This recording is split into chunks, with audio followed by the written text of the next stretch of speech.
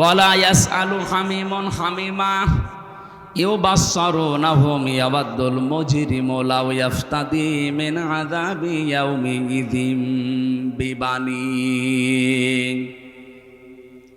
সূরা মাআরিজের ভেতরে 11 নম্বর আয়াতে আল্লাহ জানিয়েছেন কিয়ামতের ওই ময়দানে কোনো বন্ধু, এই যে হামিম শব্দের শাব্দিক অর্থ অন্তরঙ্গ বন্ধু, এটা আপনার স্ত্রী হতে পারে, আপনার বান্ধবী হতে পারে, এমনকি সবচাইতে বেশি সময় যার সাথে কাটান আপনার ওই বন্ধু হতে পারে।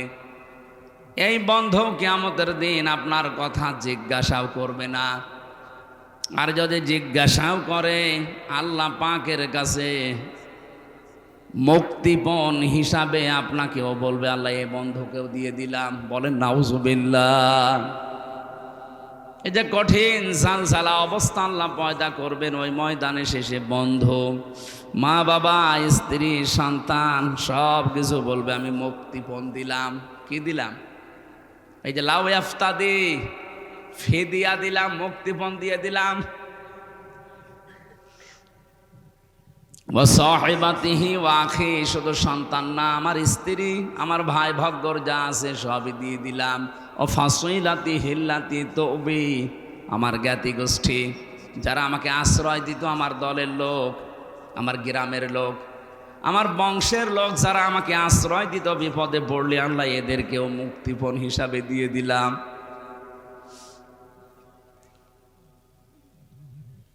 অমাং ফিল আরদে জামিয়া, দুনিয়া যা আমার ছিল স্থায়ী অস্থায়ী সব দিলাম।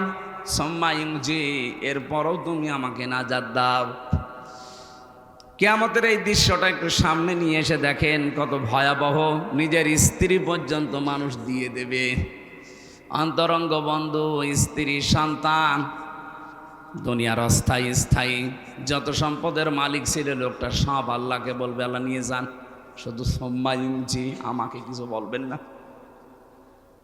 হযরত ঈসা নবীর মতো এত বড় পাওয়ারফুল নবী পর্যন্ত বলবে রব্বুল আলামিন আমার মা মরিয়মের সাথে তোমার যা ভালো লাগে তুমি করো, যে আচরণ তোমার করা লাগে তুমি সব করো, আমার মাকে আমি ছেড়ে দিলাম, কিন্তু আমার কিছু বলবো না। প্রত্যেকটি নবী এই কথা যখন ছড়াচ্ছে, প্রতিটি মানুষ যখন নিজের চিন্তায় আছে আরে ভাই এই দিন আসবে, কিন্তু দুদিন আগে আর দুদিন পরে, নাকি এদিন নেই? অবশ্যই আসবে। ইন্নাকা জামিউন নাসি লা রাইবা ফীহি ইন্নাল্লাহা লা ইউখলিফুল মিআদ। কোরআনে কারীম জানাচ্ছে অবশ্যই মানুষদেরকে এক জায়গায় জমা করা হবে, এ ব্যাপারে কোনো সন্দেহ নেই। লা রাইবা ফী, কোরআনের খাতিরে আল্লাহ যেমন দিয়েছেন যালিকাল কিতাবু লা রাইবা ফী, কোরআনে কোনো সন্দেহ নেই। কিয়ামতের কথা বলার সঙ্গে সঙ্গে আল্লাহ বলেন লা রাইবা ফী, কোরআনে সন্দেহ নেই, কিয়ামতেও, কিয়ামতে কোনো সন্দেহ নেই। আর আল্লাহ যে ওয়াদা দিলেন কোনো দিন আল্লাহর এই ওয়াদা তিনি ভঙ্গ করবেন না। তার মানে এদিন আমাদের সকলের সামনে মাস্ট বি, আসবেই। দৃশ্যটা আপনি সামনে নিয়ে এসে বলেন তো চোখ বন্ধ করে, এরকম একটা জায়গায় আছেন যেখানে বউ পালিয়ে যাচ্ছে, যেখানে ছেলে মেয়ে পালিয়ে যাচ্ছে, দলের লোক সব পালাচ্ছে আর পালাবে। এটা দুনিয়ার হিসাবে আপনি একটু দেখেন। এখানে আমরা যারা আছি যত বড় মাপের লোক হই, 200 বছর পরে যদি এই নামুজা গ্রামে এসে বলে 2 তালা বাড়ি আমার, ওর দাঁত মুখ খুলে ফেলবে কি? অথচ ওইগুলো সব আত্মীয় স্বজন, মাত্র 200 বছর পার হয়ে গেছে। যদি আপনার ছবিও থাকে 200 বছর পরে যে এইটা আপনার পরদাদার ছবি ছিল, তাও আপনার নাতির নাতির নাতিরা মানবে না, বলে না ও আসলে জমির ভাগ নেবে। এক কথা বলছেন না? আপনি এসে দেখেন তো দুনিয়ায় আল্লাহ পাক বলেন এমন একটা কঠিন মুহূর্তে কেউ কখন যারা প্রশ্ন করছে না, কারো সম্পর্কে জিজ্ঞাসাও করছে না, হঠাৎ করে একটা আওয়াজ আসবে, রব্বি হাবেলি ইয়া উম্মতি, হে আল্লাহ আমি কিন্তু বলি না যে তুমি আমার মাকে বাঁচাও, বাবাকে বাঁচাও, আমার মেয়ে ফাতেমাকে বাঁচাও, হাসান হোসাইনকে বাঁচাও, না, তিনি বলবে আল্লাহ আমার উম্মতকে বাঁচাও। সবার নজর ওইদিকে যাবে, কে গো এ কথা বলে এত বড় বিপদে। যার সিগনেচার ছাড়া আপনি জান্নাতের গেটে যেতে পারবেন না, তিনি তাকিয়ে সবাই বলবে কে। আওয়াজ আসবে, আমাকে চিনতে পারো না, আমি তোমাদের এতিম নবী মুহাম্মাদুর রাসূলুল্লাহ। বিশ্ব নবী সুপারিশ করার জন্যে সামনে নিয়ে আসবে, এক একজনের হাত ধরে, এইভাবে হাত ধরে নিয়ে আসবে, বলবে আল্লাহ এটার বিচার করেন। বলেন আপনাকে সামনে নিয়ে গেল রুবেল সাহেব, আপনি যা জীবন তৈরি করেছেন, নবীজি যদি আপনার ডান হাত ধরে আল্লাহর সামনে দাঁড় করিয়ে বলে আল্লাহ নিন, এর যে 50 বছরের জীবন দিয়ে দিলাম, কি করেছে জিজ্ঞাসা করেন। এটা ফালতু কথা না, কোরআনের হাদিসে এইভাবে এসেছে।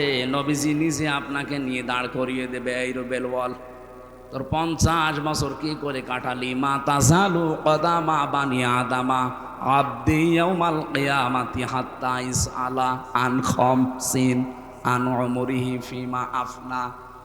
একটা জীবন দিয়েছিলাম 70 বছর 80 বছরের, সত্যি করে বলতো কি করে কাটালি। বগুড়াবাসী আপনারা শিক্ষিত মানুষ, রংপুরের মতো মফিজ না আপনারা, রাজশাহী বিভাগের মানুষ, জ্ঞানী মানুষ। বাংলাদেশে যত বিভাগ আছে সব চাইতে বেশি বিচক্ষণ জ্ঞানী মানুষ রাজশাহী বিভাগে বাস করে। আপনি নিজে এবার বলেন তো, আল্লাহু আকবার না বলে নিজে বলেন, যা করেছেন এই 50 বছরে আপনি দাঁড়িয়ে আল্লাহর সামনে, বিচারকের সামনে হয়তো উল্টা পাল্টা কথা বলে এদিকে ওদিকে করা যায়, এমন বিচারক আপনার চোখের পলক চিনি বোঝে, কোন নিয়তে চোখের পলক মেরেছিলেন এইটাও তার কাছে ধরা পড়ে যায়। কথা বলেন ঠিক কিনা? এরকম একজন বিচারপতির সামনে দাঁড়িয়ে নিজের জীবনের হিসাব দেওয়া লাগবে, তাও 2 দিন 5 দিন 10 দিন না, পুরো 50 বছরের। মাঝে মাঝে আমার মনে হয় আল্লাহ, আমার এই 33 বছরের জীবনে যদি তোমার সামনে দাঁড়িয়ে বলো হামজা যা, 2024 সালের অক্টোবর মাসের 31 তারিখ পর্যন্ত তোরে মাফ করে দিলাম, শুধু নভেম্বর মাসের 1 থেকে 17, এই 17 দিনের হিসাব দিয়ে তুই জান্নাতে চলে যা। আমার যা কাজ কারবার, আমার যা আমল আখলাক, আমার এই 17 দিনের হিসাব দেওয়া সম্ভব না। আপনারা পারবেন? হ্যাঁ, আল্লাহু আকবার যে বললেন, হ্যাঁ জ্ঞানী মানুষ আপনারা, হিসাব বোঝে। বিশ্বনবী মুহাম্মদুর রাসূলুল্লাহ নিষ্পাপ ছিলেন, তার আগে পেছনের সব কিছু আল্লাহ মাফ করে দিয়েছিলেন। এরপরও নবীজি প্রতিদিন বলতেন 100 বার করে, আল্লাহুম্মা হাসিবনি হিসাবাই ইয়াসিরা, আল্লাহ তুমি আর যাই করো আমার হিসাবটা একটু সহজ করে দিও। সত্যি আল্লাহ যদি কাউকে হিসাব নেয়, পুরা জীবনের নেওয়া লাগবে না, একদিনের হিসাবও আপনি সঠিকভাবে দিতে পারবেন না। আল্লাহ যদি কাউকে মাফ করতে চায়, সবার সামনে এভাবে বিচার করবে না, পর্দা নিয়ে নেবে, রুবেলকে ডাক দিয়ে পর্দা দিয়ে ঘিরে নেবে, আল্লাহ নিজের সামনে দাঁড় করিয়ে বলবে, ওই এগুলো করেছিলি। ওর তো জবাব দেওয়া ছাড়া উপায় নেই, কারণ আগে পরের সব কথা আমার আল্লাহ আগে জানেন। মাথা নিচু করে যখন বলবে হ্যাঁ আমার ভুল হয়ে গেছে, আমি হাদিসে পড়েছি আল্লাহ পাক বলেন ওই সময় যেই বলবে আমার ভুল হয়ে গেছে, আমার বিশাল রহমতের দরিজার ভেতরে জোশ পয়দা হবে, ওর চোখের দিকে কাকুতির মিনতির দিকে তাকিয়ে বলবো যা তোরে মাফ করে দিল।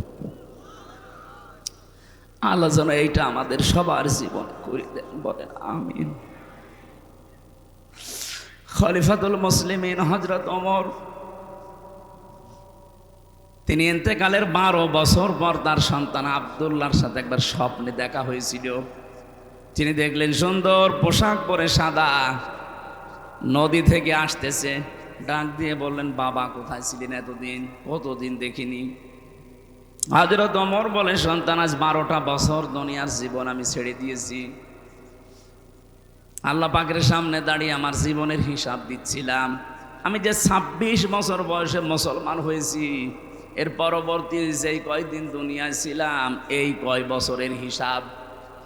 আমার আগেরটা তো আল্লাহ কালেমা পড়ার পরে মাফ করে দিয়েছে, 1 থেকে 26 বছর পর্যন্ত আল্লাহ আমার হিসাব নেয়নি, কারণ কোনো মানুষ যখন মুসলমান হয় পেছনের অপরাধ আল্লাহ সব মাফ করে দেয়। সবগুলো মাফ ছিল আমার, শুধু 26 থেকে যেই কয় বছর হয় এই কয়টা বছরের জন্য 12টা বছর আল্লাহ হিসাব নিচ্ছিলেন, শেষ পর্যন্ত আমার দিকে তাকিয়ে বলছে যা করে মাফ করে দিলাম। এখন এই যে জান্নাতের নহর থেকে গোসল করে এই যে সাদা পোশাক, এটা জান্নাতের পোশাক, এটা পরে আমি জান্নাতের দিকে যাচ্ছি। ও বগুড়াবাসী, যারে আল্লাহ জান্নাতের সার্টিফিকেট দুনিয়ায় পাঠিয়েছিলেন, হযরত ওমরের, যিনি নবীজির পাশে কিয়ামত পর্যন্ত থাকবেন, তার 2 জন শ্বশুর আসে পাশাপাশি, আবু বকর, ওমর। এই যে আকাশের তারকা দেখতে পান রাতের বেলা, হয়তো 1-2 করে একদিন গণনা করলে শেষ হয়ে যেতে পারে। হযরত ওমর মুসলমান হওয়ার পরে জীবনে যত নেকির কাজ করেছিলেন, কেউ যদি ওমরের নেকি গণনা করে কোনোদিন শেষ হবে না। এত বড় পাওয়ারফুল মানুষ, এ মানুষের যদি 12 বছর লাগে তারপর আল্লাহ মাফ করে দিয়েছে, আমাদের কয় বছর লাগতে পারে? এই জন্য হিসাব এটা কঠিন বিষয়। বিশ্বনবী মুহাম্মদুর রাসূলুল্লাহ হঠাৎ আওয়াজ দিয়ে যখন উম্মতকে হাতে করে নিয়ে যাবেন, আল্লাহ পাক মাফ করতে চাইলে তো ঢেকে নেবেন, যদি অপমান করতে চান তখন সবার সামনে দাঁড় করিয়ে ওর জীবনের যে অপরাধ ওইটা চেহারার ভেতরে ফুটিয়ে তুলবেন। ইউরাফুল মুজরিমুনা বিসিমাহুম ফায়ুখাযু বিন-নাওয়াসি ওয়াল আকদাম। দুনিয়ার বিচারকদের আর আল্লাহর বিচার আকাশ পাতাল পার্থক্য। এরা সাক্ষী ছাড়া বিচারের রায় দিতে পারে না, আর আল্লাহ পাক বলেন যত সাক্ষী দরকার সব তোর চেহারার ভেতরে ফুটিয়ে তুলব। কেউ যদি জেনা করে, জেনাকারের এই জায়গায় লেখা থাকবে জেনা এদেশে নেই। কি আছে কি আমরা তো দেখতে পাই না।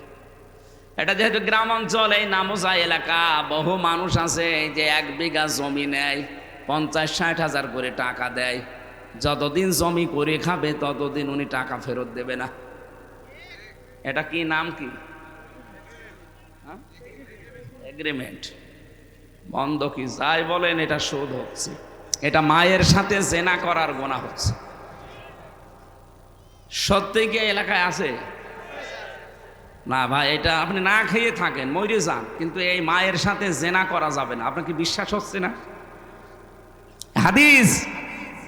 আপনি যদি এই গোনা থেকে বেঁচে থাকতে চান, 2টা পদ্ধতি আজকে থেকে মানবেন।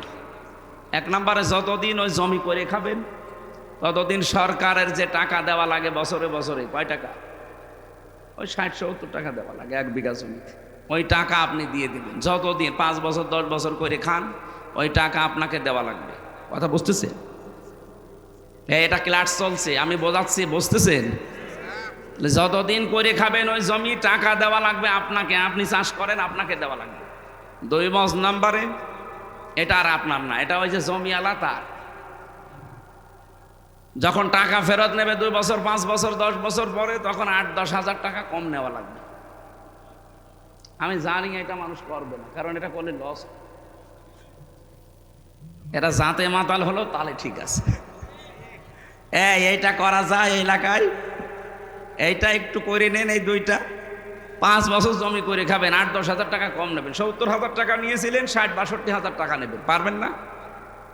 আরে ভাই, আপনার মার সাথে কেউ যদি বলেন এখন জেনা করেন, করবেন, অথচ আপনি কইরে আসছেন। এত থুতু ফেলা দরকার না, নিকৃষ্ট কাজ। এমনকি অনেকে এলাকায়, আমি জানি না বগুড়া শুরু হয়েছে কিনা, এই টাকা ছেড়ে রাখে 1000 করে, প্রতি মাসে মাসে 100 টাকা করে, বেশি নাই। এই কাজে যারা আছেন তারাও জেনা করছেন। এই কাজটা আজকেই ছেড়ে দেওয়া লাগবে। কারা কারা ছেড়ে দেবেন হাত তোলেন তো। এই এলাকায় আছে, আমি তো মনে করছিলাম নেই। যারা হাত তুললেন অধিকাংশ দাড়িওয়ালা টুপিওয়ালা মানুষ। কিসের নামাজ পড়েন আপনি বলেন তো? বলেন, আপনি কি ভণ্ডামি করেন আল্লাহর সাথে? ইয়ার কি জায়গা পান না? এই লোকটা দাড়ি নেই, তাও তো হাত তোলে না। আর আমরা কোথায় পৌঁছিয়েছি? না, এই কয় গোনা বাদ দেওয়া লাগবে।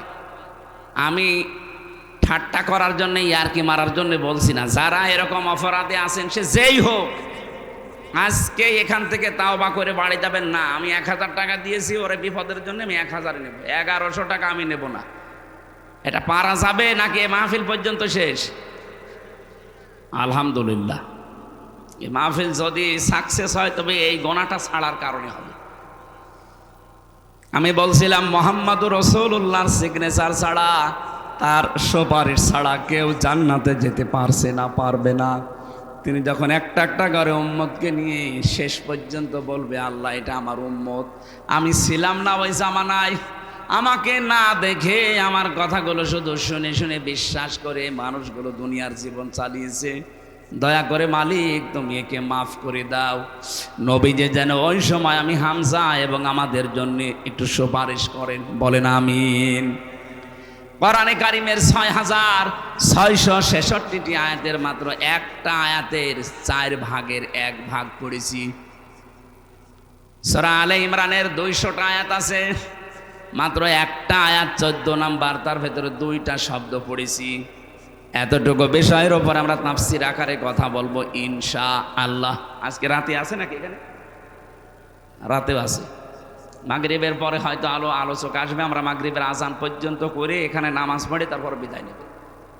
জবান খুলে শয়তানের আশপাশে যেন আর জায়গা না হয়, বলেন আউযু বিল্লাহি মিনাশ শাইতান।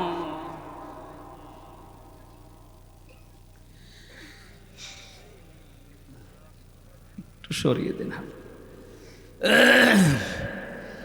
زين للناس حب الشهوات من النساء والبنين।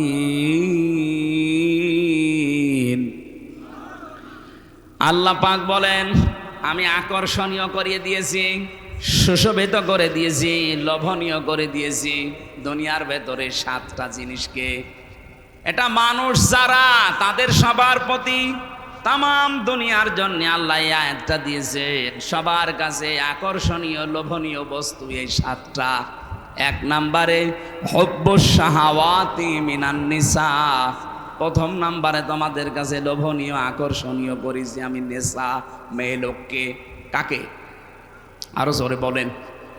আয়াতের তাফসীর পড়তে গিয়ে দেখেছি তামাম দুনিয়ার ভেতরে যত কিছু আল্লাহ বানিয়েছেন, বিশ্বনবী জানালেন আমার ইন্তেকালের আগে এই দুনিয়ায় আমার উম্মতের জন্য সবচাইতে ভয়ঙ্কর এবং ফিতনার জিনিস হিসাবে আমি যা রেখে গেলাম তার ভেতরে একটা মহিলা আর একটা জমি জায়গা।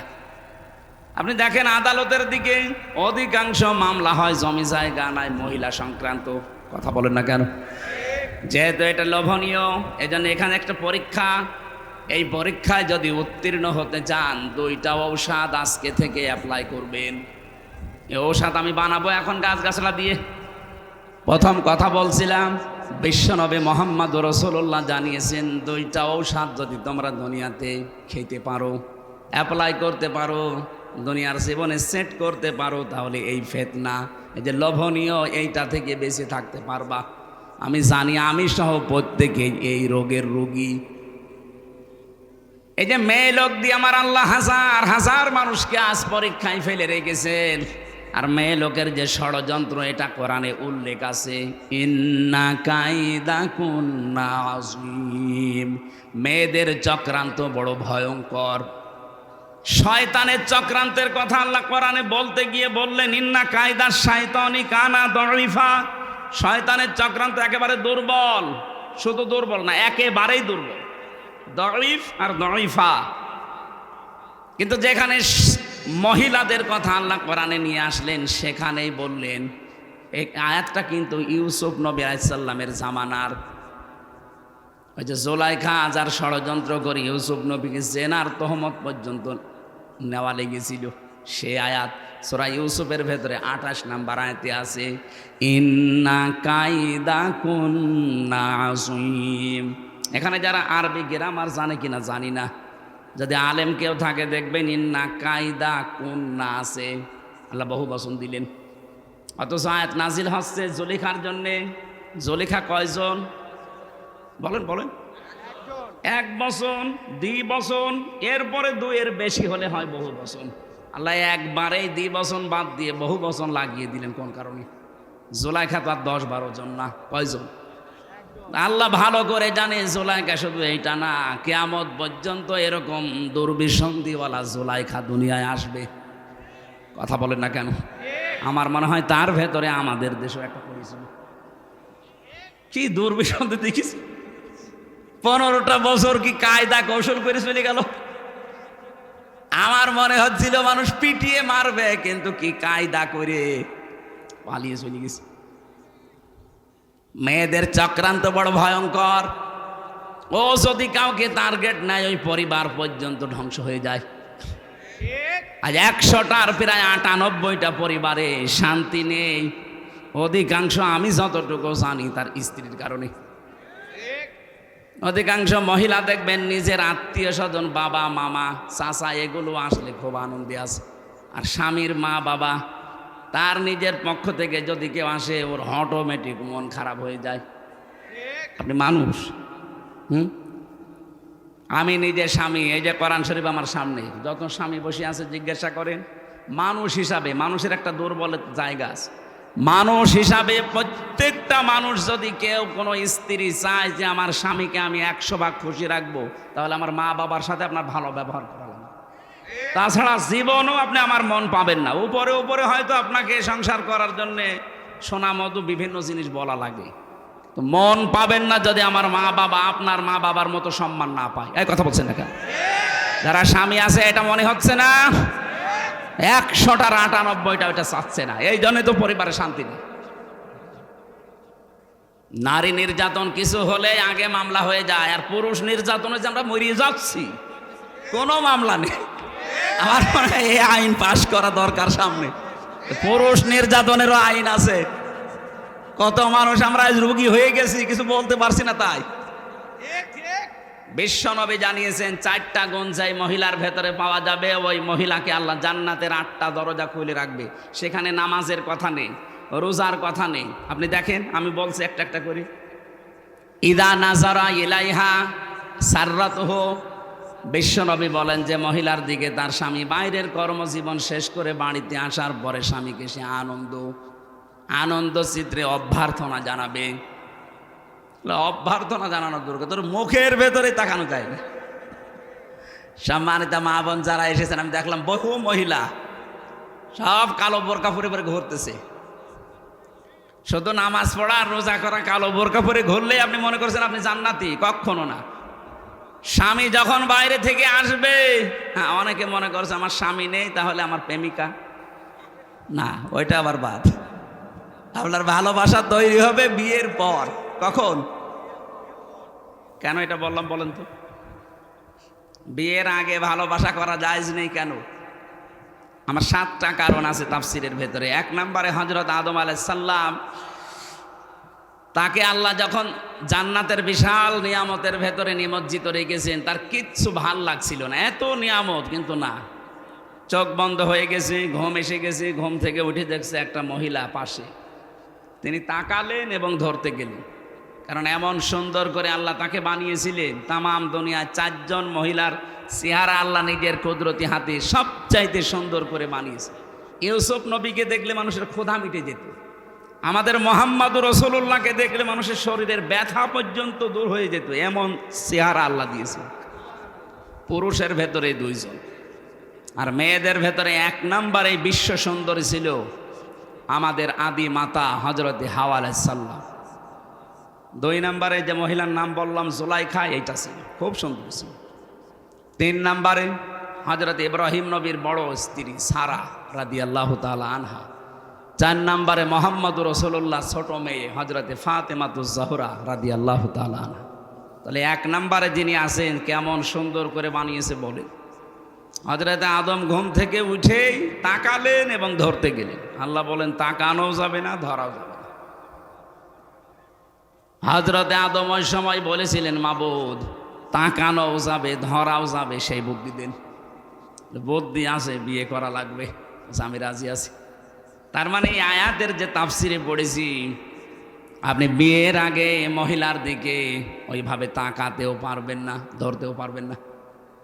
এখন অনেকে আল্লাহর রাস্তায় কাজ চালাচ্ছে না।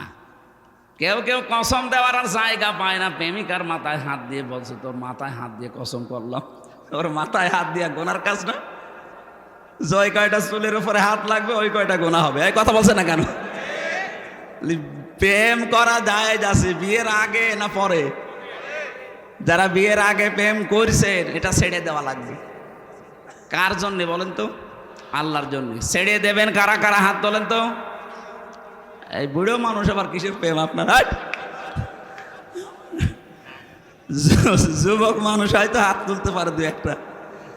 মুরব্বী মানুষের প্রেম হবে দাদির সাথে, ঠিক আছে? আমরা যে কথাটা মাসলা নিয়ে আসলাম, তাহলে প্রেম করা জায়েজ আছে, কিন্তু বিয়ের আগে না পরে? না, বিয়ের পরে। হযরত আদম আলাইহিস সালাম, আমি ঘটনাটা আনলাম এই কারণে, হযরতে আদম নবী আলাইহিস সালাম বললেন আমি রাজি আছি। আল্লাহ পাক বলেন এক কাজ করো, দেন মোহর দেওয়া লাগবে। তার মানে বিয়ের প্রথম যে কাজ দেন মোহরের কথাবার্তা আনা। আমাদের এসব নেই, কারণ দেন মোহর তো দেওয়া লাগে না, বাকি ফাঁকি। যারা এই নিয়তে বিয়ে করেছেন যে 10 লাখ বানাবো, অসুবিধা নেই, ও দেওয়া তো লাগবে না, বাসরাতে মাপ চেয়ে নেবো। আপনি জেনাকার হয়ে উঠবেন কিয়ামতে। যারা বাকি আছে দুনিয়ায় জীবিত থাকতে শোধ করে যান। আমার ভাইরা, বিশ্ব নবী জানিয়েছেন মেয়েটা যখন আসবে, যখনই আসবে বাড়িতে আপনার স্বামী, সঙ্গে সঙ্গে আপনি স্বামীকে খুশি করার জন্যে যেভাবে হোক ব্যবহার আচার দিয়ে, কথাবার্তা দিয়ে অদরকারায় সাজসজ করে রাখবেন। কারণ স্বামীকে আকৃষ্ট করার জন্য কেউ যদি সাজে, সে যেন নফল নামাজের সওয়াব পায়।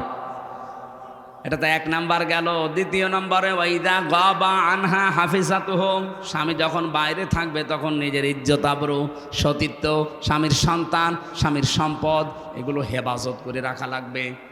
3 নম্বরে ওয়া তুইনু আলা দীনি যাওজাতিহা, স্বামীকে দ্বীনের পথে চলার জন্যে, মানবতার সেবা করার জন্যে সময় দেবেন, ছাড় দেবেন, উৎসাহ দেবেন। এই যে রুবেল সাহেবের স্ত্রী, উনি একটা মানবতার সেবাকারী মানুষ, মানব সেবায় নিয়োজিত থাকে, দিন ইসলামের কাজ করবে সারা দেশে সারা এলাকায়। ওনার স্ত্রী হওয়া লাগবে এরকম নিজে তো করবে। যান, আপনাকে সময় ছেড়ে দিলাম, আপনাকে আমি ছাড় দিলাম, যদি ওই সময়টা আমার কাছে আপনার দেওয়ার দরকার, মানবতার জন্য, ইসলামের জন্য আমি ছেড়ে দিলাম। উৎসাহ যদি দিতে পারে, ওনাকে খাদিজাতুল কুবরার সাথে ওই মেয়েটাকে আল্লাহ জান্নাতে ডাকবে। আর যদি আরো নিষেধ করে, কি করে বেড়াও তুমি, না তোমার বউ নেই বাড়ি? আপনার তো আছে, আপনার চাইতে নবীজির বউ ছিল না? হযরতে খাদিজাতুল কুবরা সারাটা জীবন তিনি দেখতেন স্বামী যতদিন বাড়িতে না আসে, মানবতার কাজ, ইসলামের কাজ প্রচার করা, দিন কায়েম করা, এই কাজের জন্য বাইরে থাকা লাগে। যখনই বাড়িতে আসতেন দেখতেন হযরতে খাদিজা জানালার সাথে, দরজার সাথে পিঠ লাগিয়ে দাঁড়িয়ে ঘুমিয়ে আছে। আমাদের মেয়েরা বউরাও ঘুমিয়ে থাকে, তবে সিরিয়াল দেখার জন্য। কি কথা বলে না কেন? আপনি যদি সত্যি স্বামী মানব দরদি, মানবতার কাজে বাইরে আছে, ইসলামের কাজে, দিনের কাজে হয়তো সাহায্যের জন্য বাইরে গেছে, যত রাত আসে না তত রাত পর্যন্ত যদি আশায় থাকেন, আপনি খাদিজার মতো সওয়াব পাবেন। 4 নাম্বারটাই কঠিন। 4 নাম্বারটা কি? বিশ্বনবী জানিয়েছেন স্বামী যেটা পছন্দ করে ওটা যদি জায়েজ হয়, জীবন থাকতে তোমাকে ওটা মেনে নেওয়া লাগবে। কি কথা বুঝতেছেন? আমি তো নিজে বললাম, আমি নিজে স্বামী। যত স্বামী এখানে আছে প্রত্যেকটি স্বামীর পক্ষ থেকে আমি বলছি, মা বোনেরা, আমরা স্বামীরা পছন্দ করি সত্যি আল্লাহর কসম যে বিয়ের পরে যেন আমার মা বাবা আমার সাথে থাকে। আমি খেয়ে থাকি না খেয়ে থাকি, থাকবে তারা। কথা বলছে না কেন? কিন্তু আপনি চান না। আপনার কারণে আজ মা বাবাকে হয়তো আলাদা করে দেওয়া লাগে, নাই বাইরে পাঠিয়ে দেওয়া লাগে, নাই বৃদ্ধাশ্রমে দেওয়া লাগে। কয়েকদিন আগে কিশোরগঞ্জ থানায় গিয়েছিলাম, নীলফামারী একটা বৃদ্ধাশ্রমে আমার নিয়ে গেল। দেখি এই লাইনে প্রায় 20-40 জন মা আর বাবা বসে আছে, অথচ তাদের ছেলে মেয়ে আছে। তাদের স্ত্রীর কারণে ছেলে তার মাকে আর বাবাকে রেখে গেছে বৃদ্ধাশ্রমে। ওদের চোখের দিকে তাকিয়ে আমি টের পেয়েছি ওরা ছেলের জন্য বদদুয়া করছে। কি করবে? 25 বছর 30 বছর পর্যন্ত আমার পেছনে শ্রম দিল এই মা বাবা।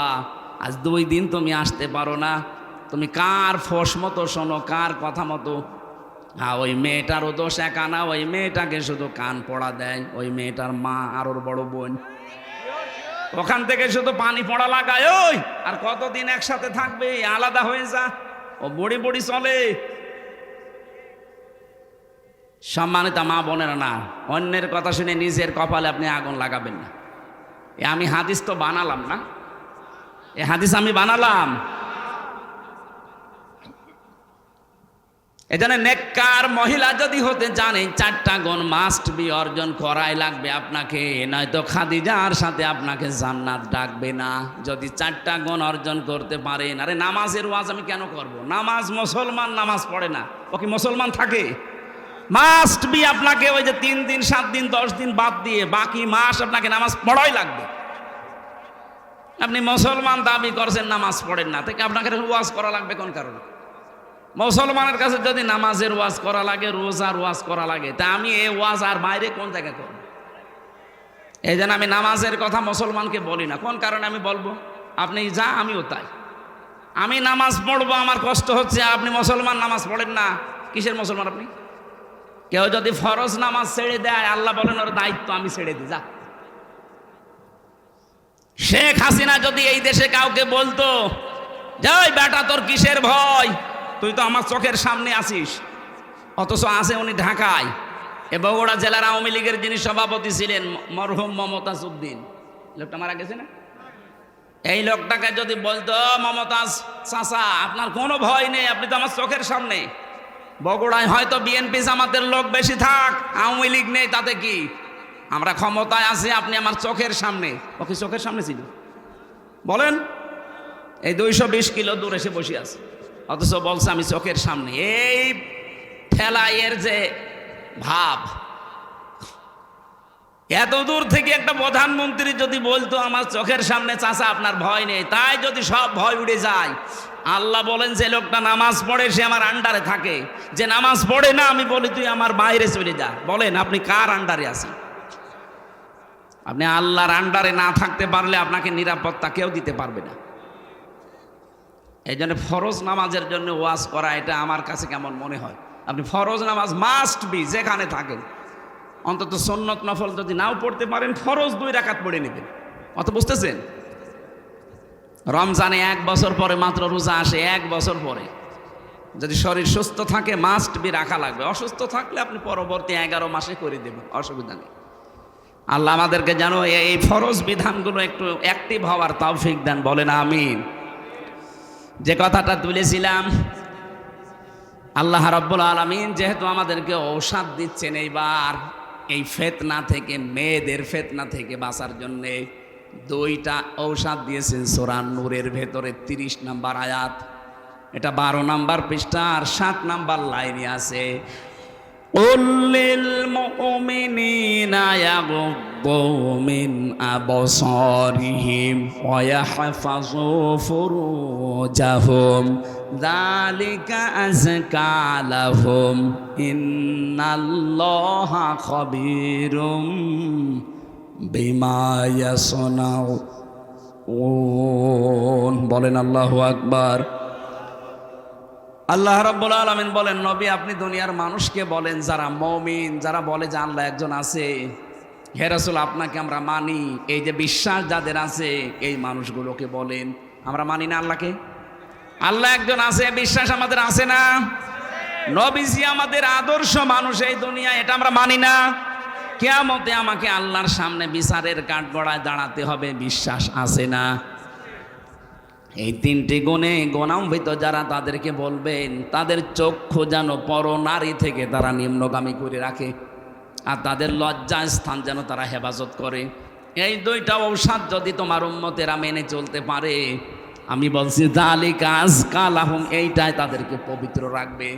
সুতরাং মেয়েদের এই চক্রান্ত এখন যা শুরু হয়েছে, এই যে ফারুকের আজকে ওর উপদেশটা চলে গেছে, আজকে ওর উপদেশটা চলে ওই জায়গায় মাহতাব স্যারকে দিয়েছে। ওর চলে যাওয়ার পেছনে যা কারণগুলো দিয়েছে 5টা না 6টা কারণ দেখলাম। 1 নম্বরে কারণ ওর বউ কেন মজিবের স্ত্রীর চরিত্রে কেন অভিনয় করতে গেল, এটা প্রথম কারণ দেখিয়েছে ওনাকে তাড়িয়ে দেওয়ার জন্যে। 2 নম্বরে সমকামিতা, ও প্রমোট করতো যে পুরুষে পুরুষে বিয়ে হোক। 3 নম্বরে ও একটা সিনেমা বানিয়েছিল, থার্ড পার্সন সিঙ্গুলার নাম্বার। আপনারা তো এসব জগতে নেই, আপনারা আল্লাহর ওলি মানুষ সব, নাকি? আমি উপন্যাস পড়েছিলাম ভার্সিটি থাকতে, third person singular number, bachelor, এগুলো দিয়ে পরবর্তীতে ফারুকি সিনেমা বানিয়েছে। এখানে এই পরকীয়া প্রেম উৎসাহ দেয়, কি করে পরকীয়া প্রেম করা যায়। আপনি কি নাউজুবিল্লাহ বলবেন না সুবহানাল্লাহ? আমি প্রায় 8-10টা কমেন্ট পড়লাম, সবাই তাকে জানাচ্ছে, ভাই আপনার স্ত্রীকে আপনি একটু কন্ট্রোল করেন, তাকে একটু পর্দা পশিদায় রাখেন, দিনের পথে চলার জন্য একটু উৎসাহ দেন, আর নিজেও ইসলাম মেনে চলার চেষ্টা করেন, কারণ আপনার দুইজনই মুসলমান। আপনিও মুসলমান, আপনার নাম দেখেছেন মোস্তফা নবীর নাম, সরোয়ার নবীর নাম, ফারুকি এটা নবীর সাহাবীর নাম। এত সুন্দর সুন্দর নাম সব এক জায়গায় করে নাম নিলেন, আর এনার নাম নায়কের নাম। কথা বলে না কেন?